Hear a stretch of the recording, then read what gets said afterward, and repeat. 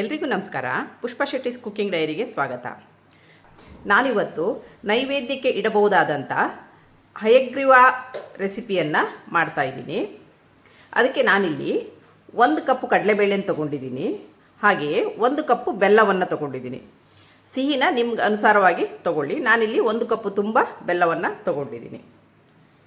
4 ಲವಂಗ, 1 table spoon ದ್ರಾಕ್ಷಿ, ಅರ್ಧ ಕಪ್ಪು ಕೊಬ್ಬರಿನ ತುರಿದಿಟ್ಕೊಂಡಿದ್ದೀನಿ. 2 ಟೇಬಲ್ ಸ್ಪೂನ್ ಆಗುವಷ್ಟು ಗೋಡಂಬಿನ ತೊಗೊಂಡಿದ್ದೀನಿ. 1/4 ಟೀ ಸ್ಪೂನ್ ಆಗುವಷ್ಟು ಏಲಕ್ಕಿ ಪುಡಿನ ತೊಗೊಂಡಿದ್ದೀನಿ. ಈಗ ಇದನ್ನು ಹೇಗೆ ಮಾಡೋದಂತ ನೋಡೋಣ. ನಾನು ಕಡಲೆಬೇಳೆನ ಚೆನ್ನಾಗಿ ನೀರಿನಲ್ಲಿ ತೊಳೆದುಕೊಂಡು ಬಂದಿದ್ದೀನಿ. ಈ ಕಡಲೆಬೇಳೆಗೆ ಯಾವ ಕಪ್ಪಲ್ಲಿ ನಾವು ಕಡಲೆಬೇಳೆನ ಹಾಕ್ಕೊಂಡಿದ್ದೀವಿ ಅದರಲ್ಲಿ 3 ಕಪ್ಪು ನೀರನ್ನು ಹಾಕ್ತಾಯಿದ್ದೀನಿ.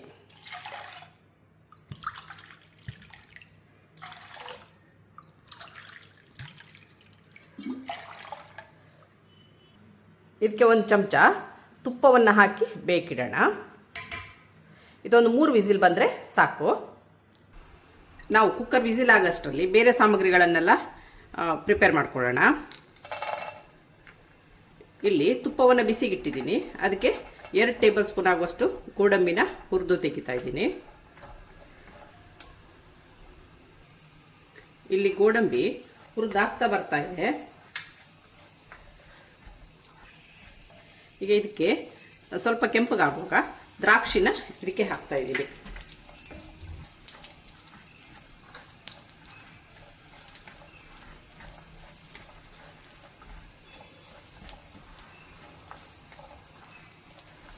ದ್ರಾಕ್ಷಿ ಸ್ವಲ್ಪ ಬೆಳ್ಳಗಾಕಕ್ಕೂ ಇದನ್ನ ಪಾತ್ರೆಗೆ ಟ್ರಾನ್ಸ್ಫರ್ ಮಾಡ್ಕೊಳ್ಳೋಣ.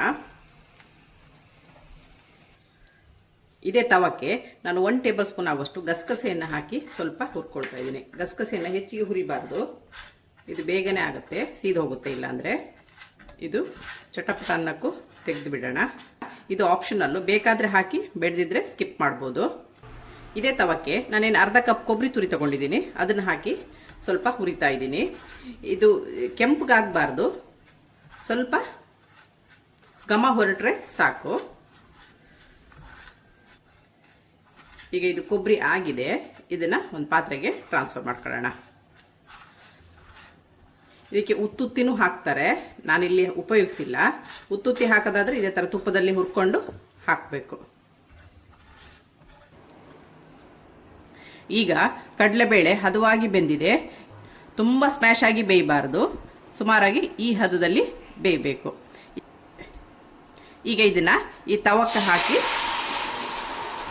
ಕುದಿಸ್ತಾ ಇದ್ದೀನಿ. ಈಗ ಇದಕ್ಕೆ ಈ ಬೆಲ್ಲವನ್ನು ಹಾಕೋಣ. ಬೆಲ್ಲ ನಿಮ್ಮ ರುಚಿಗನುಸಾರವಾಗಿ ಹಾಕ್ಕೊಳ್ಳಿ. ನಾನಿಲ್ಲಿ 1 ಕಪ್ಪು ತುಂಬ ತೊಗೊಂಡಿದ್ದೀನಿ, ಬೇಕಾದರೆ ಇನ್ನೊಂದು 1/4 ಕಪ್ಪು ಸೇರಿಸ್ಕೋಬೋದು. ಈಗ ಬೆಲ್ಲದ ಜೊತೆಗೆ ಚೆನ್ನಾಗಿ ಕುದಿಲಿ.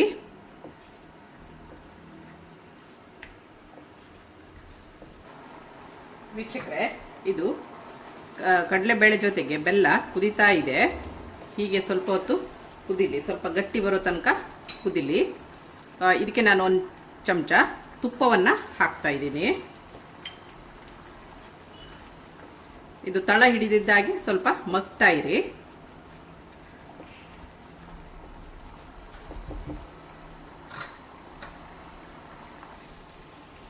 ವೀಕ್ಷಕರೇ, ಇದೀಗ ಗಟ್ಟಿ ಆಗ್ತಾ ಬರ್ತಾ ಇದೆ. ಈ ಹಂತದಲ್ಲಿ ಕೈ ಬಿಡದೆ ಮಗ್ತಾ ಇರಿ, ಇಲ್ಲಾಂದರೆ ತಳ ಹಿಡಿಯುವ ಚಾನ್ಸಸ್ ಇರುತ್ತೆ.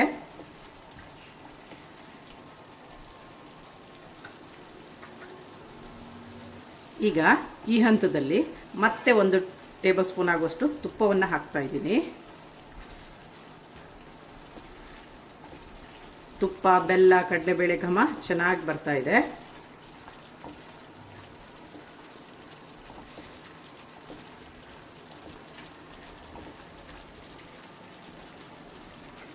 ಈಗ ಸ್ವಲ್ಪ 4 ಲವಂಗನ ಹಾಕ್ತಾ ಇದ್ದೀನಿ.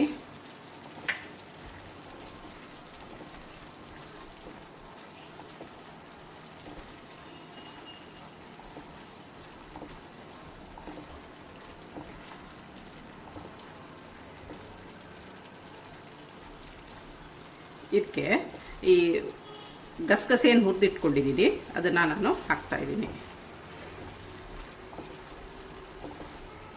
ಗಸಗಸೆ ಹಾಕೋದ್ರಿಂದ ನೋಡಲು ಚೆನ್ನಾಗಿರುತ್ತೆ ಮತ್ತು ಆರೋಗ್ಯಕ್ಕೂ ಒಳ್ಳೆಯದು. ಈಗ ಹುರಿದಿಟ್ಟಂಥ ಕೊಬ್ಬರಿನ ಇದಕ್ಕೆ ಸೇರಿಸ್ತಾ ಇದ್ದೀನಿ. ಈಗ ಈ ಹಂತದಲ್ಲಿ ಮತ್ತೆ 1 ಟೇಬಲ್ ಸ್ಪೂನ್ ತುಪ್ಪವನ್ನು ಸೇರಿಸ್ತಾ ಇದ್ದೀನಿ.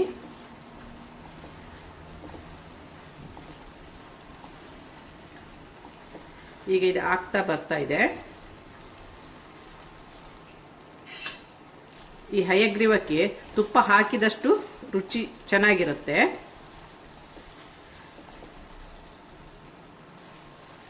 ಲಾಸ್ಟಲ್ಲಿ ಮತ್ತೆ 1 ಟೇಬಲ್ ಸ್ಪೂನ್ ಆಗುವಷ್ಟು ತುಪ್ಪವನ್ನು ಹಾಕಿದ್ದೀನಿ.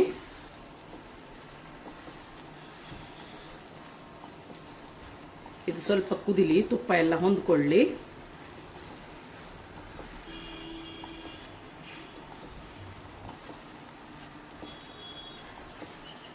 ಕಡಲೆಬೇಳೆ ತುಂಬ ಸ್ಮ್ಯಾಶ್ ಆಗಿ ಬೇಯಬಾರ್ದು. ಇದು ತಿನ್ನುವಾಗ ಬಾಯಿಗೆ ಸಿಗಬೇಕು, ಆವಾಗಲೇ ಇದು ರುಚಿ ಹೆಚ್ಚು.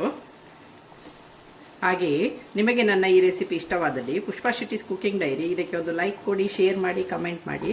ಸಬ್ಸ್ಕ್ರೈಬ್ ಆಗಿಲ್ಲ ಅಂದರೆ ಸಬ್ಸ್ಕ್ರೈಬ್ ಆಗಿ, ಹಾಗೂ ನಿಮ್ಮ ಫ್ರೆಂಡ್ಸ್ ಮತ್ತು ಫ್ಯಾಮಿಲಿ ಜೊತೆನೂ ಹಂಚಿಕೊಳ್ಳಿ. Thank you.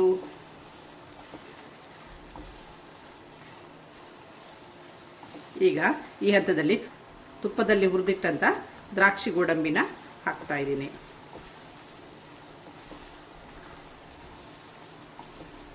ಈಗ ಕೊನೆಯಲ್ಲಿ ಯಾಲಕ್ಕಿ ಪುಡಿನ ಸೇರಿಸಿ ಗ್ಯಾಸನ್ನು ಆಫ್ ಮಾಡ್ತಾ ಇದ್ದೀನಿ. ಘಮಘಮವಾದ ಹಯಗ್ರೀವ ಸವಿಯಲು ಸಿದ್ಧವಾಗಿದೆ. ಈಗ ಇದನ್ನು ಒಂದು ಪಾತ್ರೆಗೆ ಟ್ರಾನ್ಸ್ಫರ್ ಮಾಡ್ಕೊಳ್ಳೋಣ.